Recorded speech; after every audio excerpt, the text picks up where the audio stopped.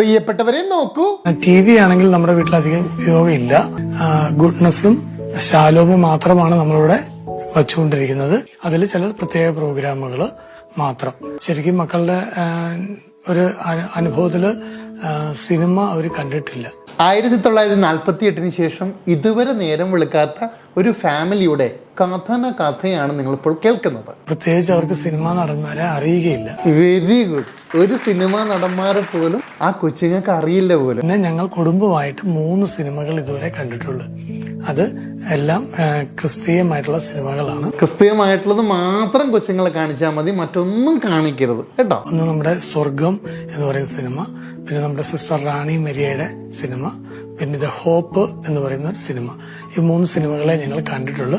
തിയേറ്ററിലായിട്ടും അല്ലാതെയും കണ്ടിട്ടുള്ളൂ. ഞങ്ങൾ സിനിമ കാണുന്ന സ്വഭാവം ഇല്ല. നല്ലതാ. സിനിമയൊന്നും കാണരുത്. സിനിമ കണ്ടാൽ പൊട്ടയാവും കൊച്ചുങ്ങൾ കേട്ടോ. നിങ്ങളും പൊട്ടയാവും. അതുകൊണ്ട് കാണരുതേ. അതുകൊണ്ട് തന്നെ മക്കൾക്കും അതിനോട് വലിയ താല്പര്യമില്ല. ആ കൊച്ചുങ്ങൾക്ക് ഉയർന്നു പറക്കാനുള്ള എല്ലാ ചിറകുകളും നിങ്ങൾ അരിഞ്ഞു കളയോ കേട്ടോ. എല്ലാ സ്വപ്നങ്ങളും നിങ്ങൾ ശരിക്കും മണ്ണിട്ട് മൂടുക. അച്ഛനും അമ്മയും നിങ്ങൾ രണ്ടുപേരും കേൾക്കണം.